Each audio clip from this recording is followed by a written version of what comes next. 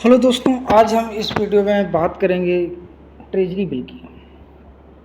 इससे पहले का जो वीडियो था तो उसमें हमने बात की थी कि जो हमारा इंटरबैंक पार्टिसिपेशन सर्टिफिकेट है उसके बारे में बात की थी। उसके बारे में हमने डिटेल में पढ़ा, CBLO के बारे में पढ़ा। इस वीडियो में हम देखेंगे कि ट्रेजरी बिल क्या है। तो यहाँ पर हम आप लोगों को क्लियर करते चलें कि जो ट्रेजरी बिल होता है क्या होता है। इसको हम डिटेल में इस वीडियो में पढ़ेंगे और हमें जानेंगे कितने दिनों के लिए होता है, कितने दिनों में इसकी मैच्योरिटी होती है और इसको कौन इशू करता है, कब इशू करता है, इसको कौन ख़रीद सकता है। ये सारी चीज़ें हम इस वीडियो में जानेंगे। आइए सबसे पहले हम देखते हैं, इसकी थोड़ी थ्योरी देख लेते हैं। Treasury bill is a short term money market instrument issued by government of India through the RBI। कि जो ट्रेजरी बिल है इसको कौन इशू करता है? RBI इशू करता है। ट्रेजरी बिल को कौन इशू करता है? RBI इशू करता है। और किसके द्वारा किए जाते हैं? एक गवर्नमेंट ऑफ इंडिया के द्वारा किए जाते हैं। यानी जब भी ट्रेजरी बिल इशू करने होते हैं तो गवर्नमेंट ऑफ इंडिया RBI को एक कार्यभार सौंपती है। RBI को कहती है कि आप ट्रेजरी बिल इशू करो on behalf of government. Treasury bill for returns 14 days, 28 days, 91 days, 182 days and 364 days की जो इसकी स्लेब्स हैं, कितने कितने दिनों के लिए ट्रेजरी बिल इशू किया जाता है। वो 14 दिन के लिए हो सकता है, 28 डेज के लिए हो सकता है, 28 दिन के लिए हो सकता है, 91 डेज के लिए हो सकता है और 182 डेज के लिए हो सकता है, 364 डेज के लिए हो सकता है, यानी एक साल से पहले का। क्योंकि जो ट्रेजरी बिल है, ट्रेजरी बिल क्या है? ट्रेजरी बिल इस short term money market instrument है कि मनी मार्केट जो है उसका शॉर्ट टर्म। तो मनी मार्केट क्या होती है? शॉर्ट टर्म होता है। इसमें जो भी लैंडिंग या बारोइंग होती है वो एक साल तक की है, ठीक है। तो इसलिए ट्रेजरी बिल जो है हमारे 364 दिन के लिए इशू किया था, यानी less than 1 year. Okay, the treasury bill issuance calendar is announced by each half yearly. जो टी बिल है, जो ट्रेजरी बिल है, जिसको टी बिल कहते हैं, ट्रेजरी बिल यानी टी बिल कहते हैं, इसको कौन इशू करता है? इसको ईच ईयर इशू किया जाता है, हर साल हाफ ईयरली में इसका अनाउंसमेंट होता है कब कब ट्रेजरी बिल इशू होगा। इसका बेकायदा एक शेड्यूल दिया जाता है। हम आगे उस शेड्यूल के बारे में भी आइए देख लेते हैं। ये जो आपका ट्रेजरी बिल जो होता है इसको calendar for the auction of government of India treasury bills की जो ट्रेजरी बिल्स होते हैं इसको गवर्नमेंट ऑफ इंडिया के बिहाफ पे RBI इशू करता है। लेकिन ये किस प्रकार से इशू किए जाते हैं? ये ई ऑक्शन इनका कंडक्ट कराया जाता है। इसमें ई ऑक्शन होता है, ऑक्शन के माध्यम से इनको बेचा जाता है। ऑक्शन का हम शेड्यूल देख लेते हैं। शेड्यूल क्या रहता है? अगर आपको 190 डेज का ट्रेजरी बिल खरीदना है, ट्रेजरी बिल खरीदना है तो ये आपका हर वीकली होगा और एवरी वेडनेसडे को, हर बुधवार को आप इसको परचेज कर सकते हैं RBI से, अगर 91 डेज के लिए खरीदना चाहते हैं तो। अगर आप 91 डेज से ज़्यादा यानी 182 डेज का ट्रेजरी बिल खरीदना चाहते हैं तो ये आपका फोर्थ नाइटली होगा। फोर्थ नाइटली का मतलब ये हुआ कि 15 दिन में आप जो 15 दिन का एक महीने में 2 फोर्थ नाइटी होते हैं, यानी शुक्ल पक्ष और कृष्ण पक्ष जैसे हिंदी में कहते हैं, यानी 15 दिन का एक फोर्थ नाइटी होता है। तो 15 दिन में जो Wednesday preceding the non reporting Friday, तो अगर 182 डेज के लिए है तो ये प्रीसीडिंग नॉन रिपोर्टिंग फ्राइडे, जो नॉन रिपोर्टिंग फ्राइडे होगा उसके पहले जो बुधवार आएगा उस बुधवार को इसका ई ऑक्शन होगा, लेकिन 15 दिन में एक बार होना निश्चित है।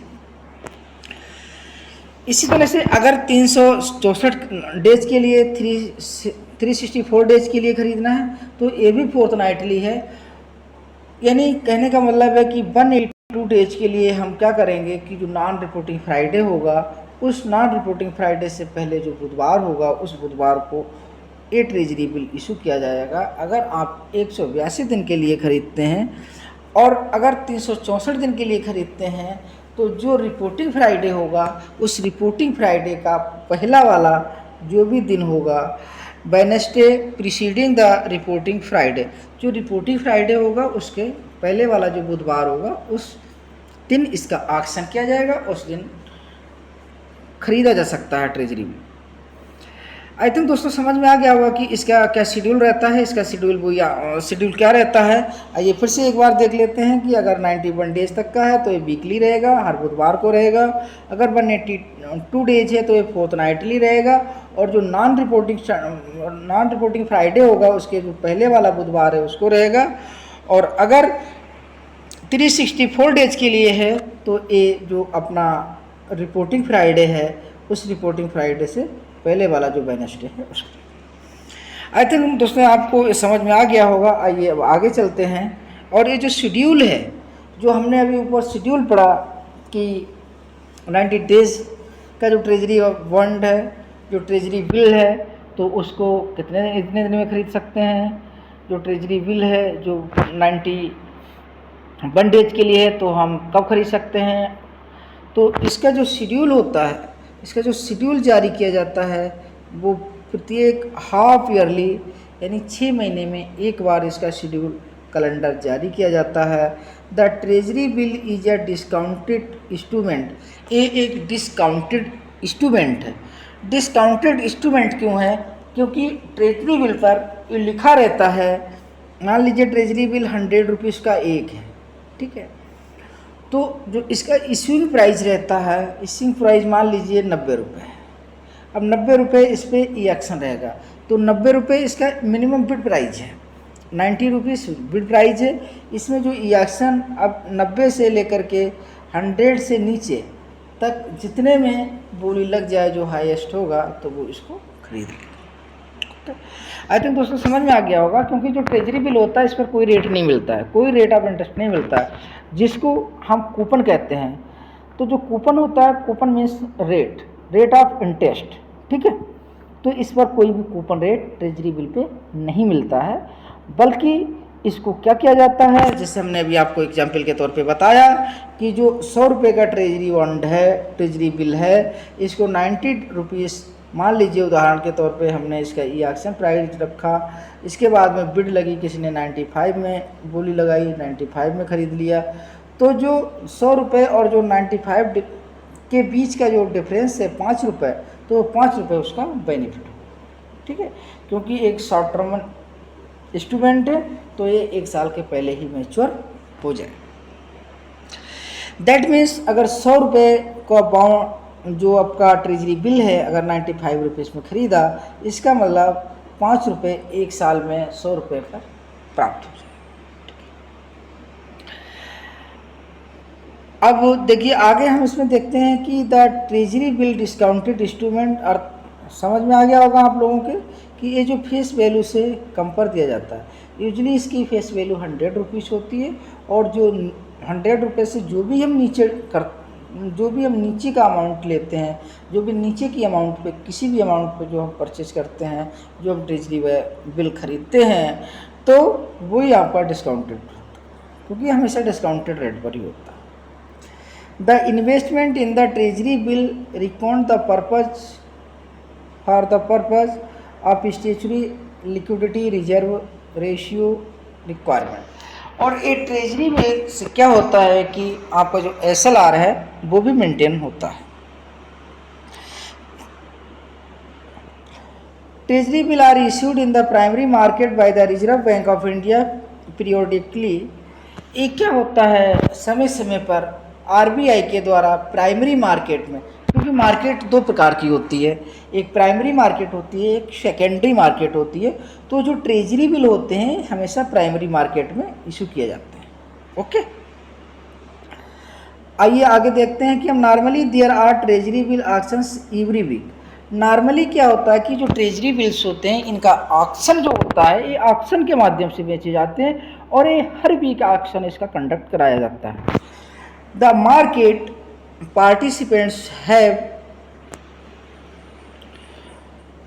The market participants have to bid for a discounted price in the auction। जैसे कि अभी हमने बताया कि 100 रुपीज़ इसका प्राइस है और ये ऑक्शन का जो बिड डिस्काउंटेड रेट पे ही लगेगी, क्योंकि भाई 100 रुपये में तो खरीदने से किसी को फ़ायदा नहीं है। तो जो भी प्राइस में लगेगी, यानी discount price in the auction का मतलब ये हो गया सिंपल सा कि इसकी जो भी बोली लगेगी, जो भी बिड लगेगी वो लेस देन 100 लगेगी। बिकॉज जब अगर 100 में खरीदेगा तो कोई बेनिफिट नहीं होगा, तो कोई क्यों खरीदेगा। ठीक है, द मार्केट पार्ट, अच्छा ये हो गया आपका। The cut off price for the auction is determined by the RBI at level where the notified amount of the auction is fully bid for. That means क्या हुआ कि इसमें जो मिनिमम अमाउंट है कि बोली की बिड लगाने की जो मिनिमम अमाउंट है वो RBI के द्वारा फिक्स की जाती है। जैसे मान लीजिए 100 रुपये का ट्रेजरी बिल है जिसकी फेस वैल्यू, यानी ट्रेजरी बिल पे 100 रुपये लिखे हुए हैं। मान लीजिए उदाहरण के तौर पे ये आपका ट्रेजरी बिल है, ठीक है, यहाँ पर लिखा हुआ 100 रुपये।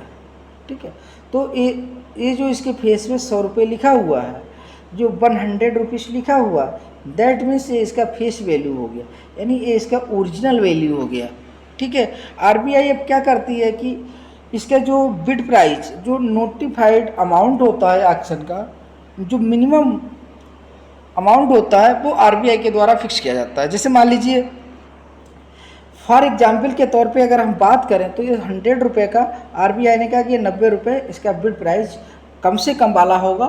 इसके ऊपर ये ऑक्शन में जहाँ तक जाता है 92, 93, 95, 96, 97, 98, 99 तक जहाँ तक जाता है तो वो ये ऑक्शन में बोली के अकॉर्डिंग उसको दिया जाएगा। ओके, आइए आगे। Treasury bill have a moderately active secondary market.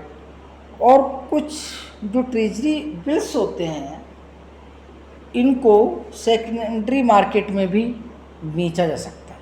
इस सेकेंडरी मार्केट में भी एक्टिव रहते हैं लेकिन बहुत कम मात्रा में। The secondary market trades in treasury bill on a yield basis. और जो सेकेंडरी मार्केट में इनका जो ट्रेजरी बिल्स का ट्रेड किया जाता है तो वो यील्ड के बेसिस पे होता है। यील्ड का मतलब सीधा सीधा है आपके प्रॉफिट से। Yield is equal to profit.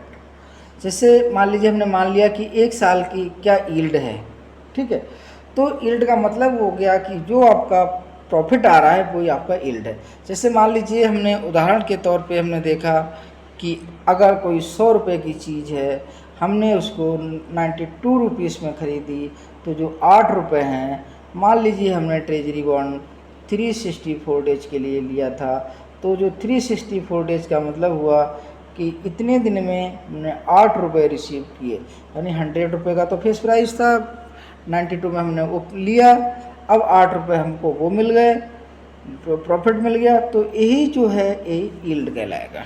Okay, आगे आइए। The price of the bill, the price of the T bill यानी treasury bill is then computed from the yield at which it has been dealt. कि जिस कीमत पर इनका treasury bill जो है, जिस यील्ड पे इनकी खरीद फरोख्त होती है, जिस यील्ड पे जिस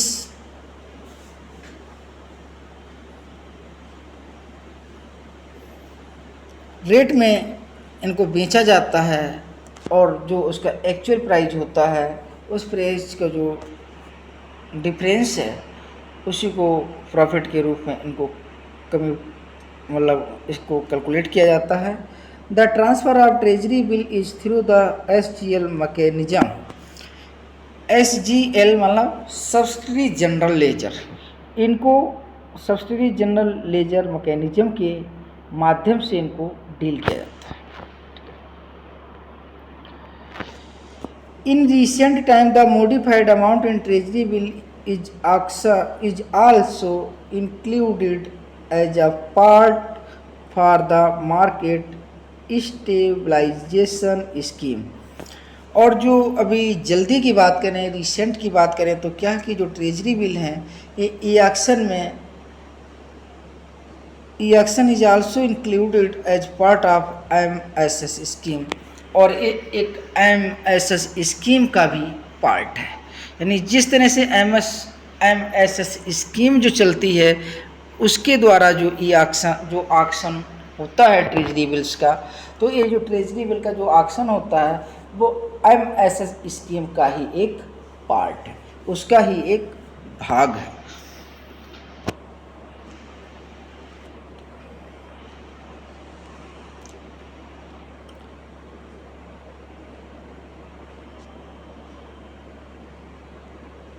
The MSS was introduced in order to enable the RBI to move up excess liquidity from the system। इसमें क्या है कि जो आपकी MSS स्कीम है इसका जो इंट्रोडक्शन किया गया वो किस लिए किया गया है कि जो RBI एक्सेस लिक्विडिटी सिस्टम में है उसको ऑब्जर्व करना, ठीक है, कि मतलब जो मार्केट में जो लिक्विडिटी है, पब्लिक में जो लिक्विडिटी है उसको अपने तरफ ऑब्जर्व करना, यानी मनी को इकट्ठा करना, पैसे को इकट्ठा करना, लिक्विडिटी को इकट्ठा करना, यही इसका मुख्य उद्देश्य है। थैंक यू दोस्तों, अगर हमारा वीडियो अच्छा लगा प्लीज़ लाइक कमेंट शेयर अवश्य करें।